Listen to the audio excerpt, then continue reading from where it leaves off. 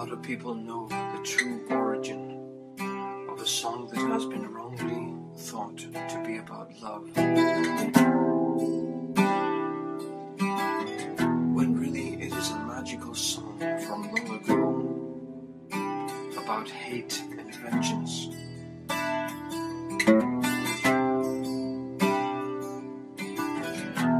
Perhaps it is best I share with you how the song came to be, then you will understand it.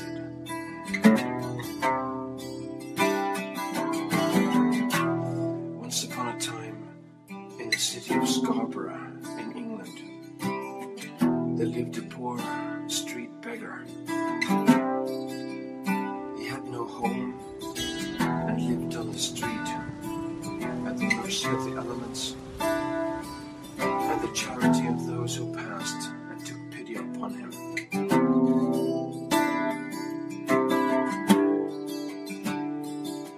But does not such a man also have a heart? Some small fragment of pride.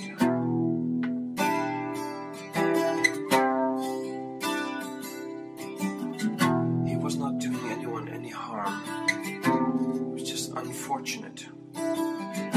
Fate seemed to be against him for some reason.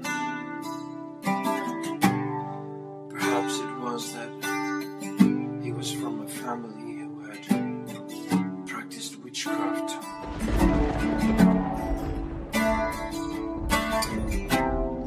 And this had somehow got fate against him. Who knows? Who cares?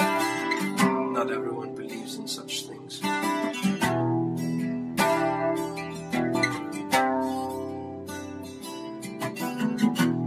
In Scarborough every year there was a fair where merchants would gather to trade. They set up stalls and this went on for many days.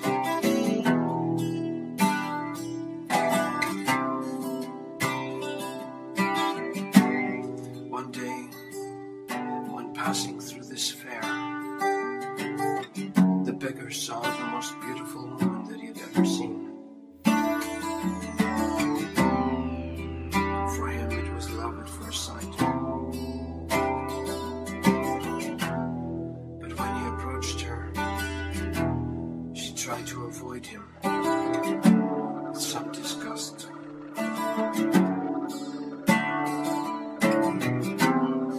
Not sure how to make his honorable intentions known, or when he'd ever see her again. In the middle of Scarborough Fair, he sank to one knee and asked her to marry him.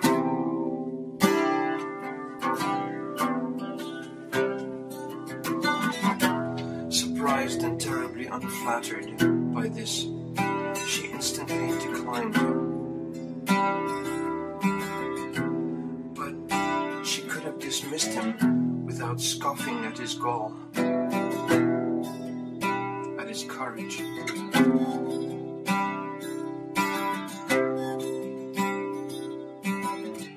A sentiment echoed by all those around them, and they laughed at this beggar, who instantly became the talk of the town.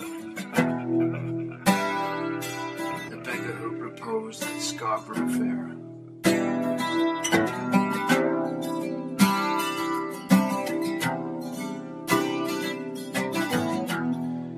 The echoes of their laughter tore at his soul.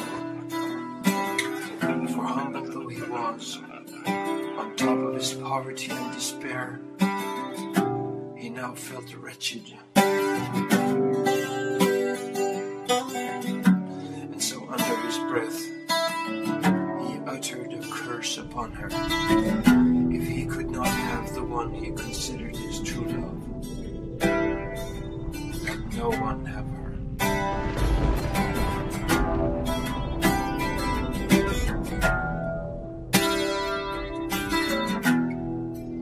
Then they parted ways.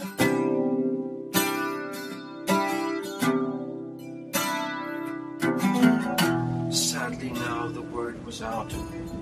People who passed this presumptuous beggar did not give him anything.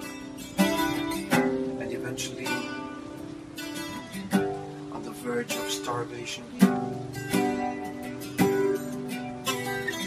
he was forced to leave Scarborough. The maid, who was oblivious to what had just happened, was too wrapped in herself to care, and had no idea of the curse upon her.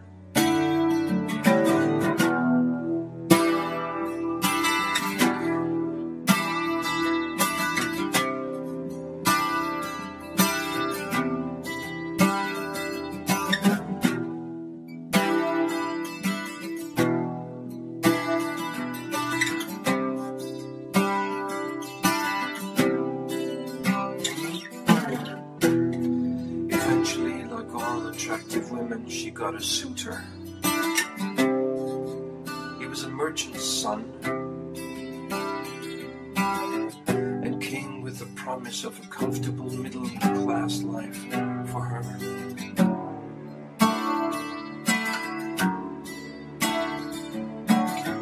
The day after they were engaged, he was run over by a carriage in the street.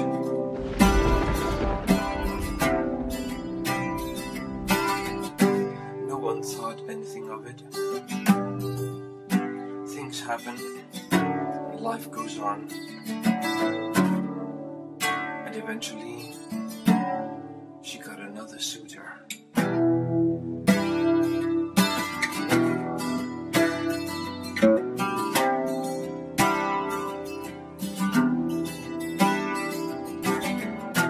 This was a wealthy merchant. He had made his fortune making shrewd investments in other people's businesses.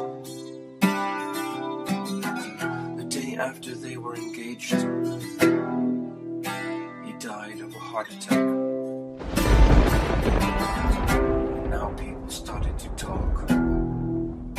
Not all seemed to be right with this girl.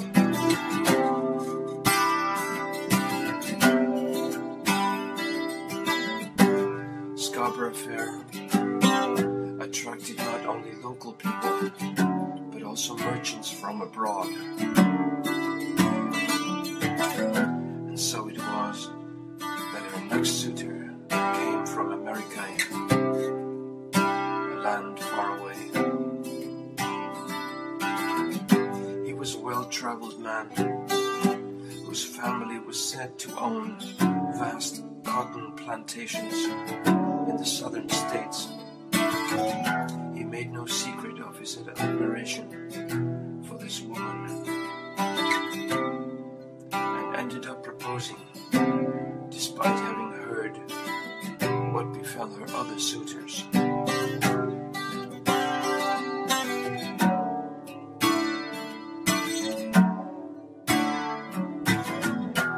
The day after they were engaged, he went out to celebrate. Some nosy people heard of this and decided to attend, at least to warn him to be careful.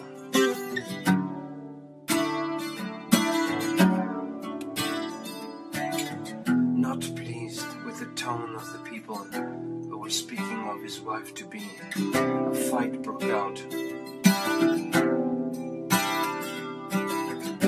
And as if a reminder of how frail we really are, a chair hit him in the head, and he never regained consciousness. His death was ruled an accident, since he was said to have started it, and too many people were involved for it to be pinned on any one person. After this, she retired from society and lived alone.